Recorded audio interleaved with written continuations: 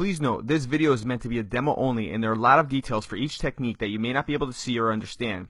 It is just to give you ideas, and this is just a small portion of submission defense out there. There are so many more escapes and variations. Please ask an instructor for help. Submission defense is for common submissions such as hug chokes, arm triangle chokes, bravo chokes, and anaconda chokes were not added because the visual only would not be very helpful.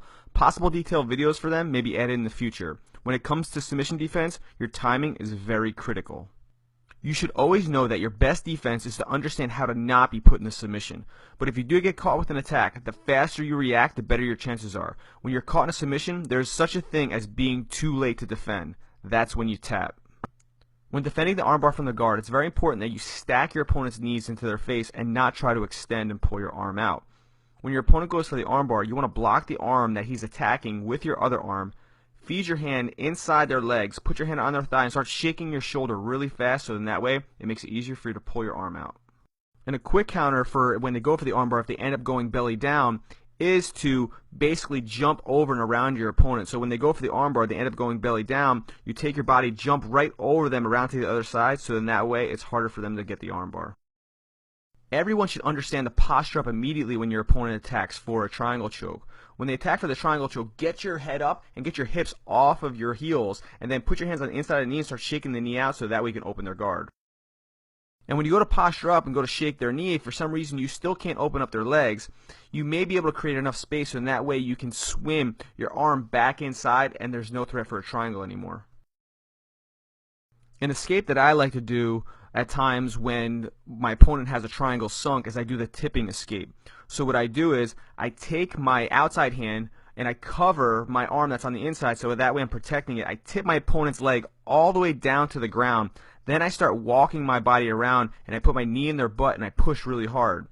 So I'm going to tip them, I'm covering my arm, I put my knee right in their butt and I start pushing really hard, so then that way it makes it uncomfortable for them.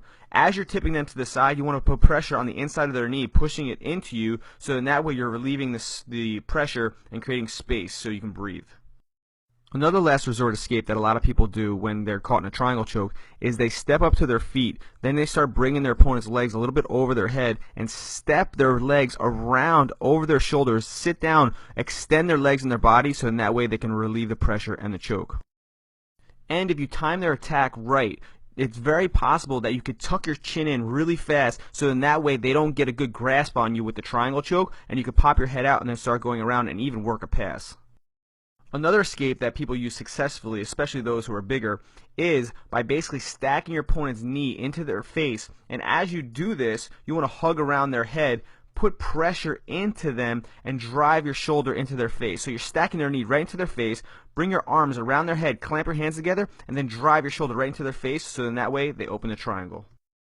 If you time your opponent's omoplata attack fast enough to where they can't get their arm over your back, it's very possible that you can jump right over them, get to the other side, and not only defend the omoplata, but also pass their guard.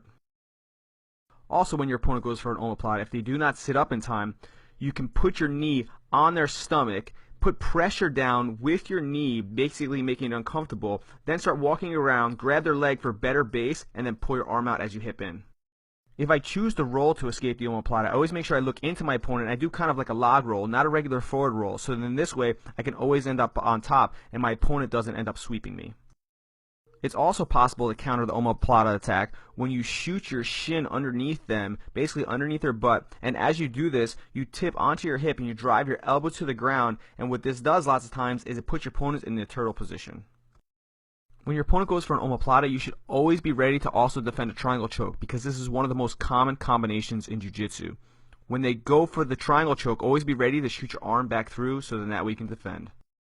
And a very tricky counter that I actually hit a lot when my opponent goes for an omoplata on me is I do a forward roll, but I kind of rest on my shoulders, and as I'm doing this, I shoot my arm up, pull their arm through, and I go for an omoplata myself, so then that way I'm now attacking them.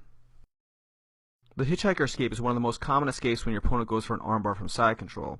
When your opponent goes for the armbar, you want to make sure you turn your arm up so then that way it's facing 90 degrees on the outside. As you do this, do a sideways back roll so then that way you can escape the position.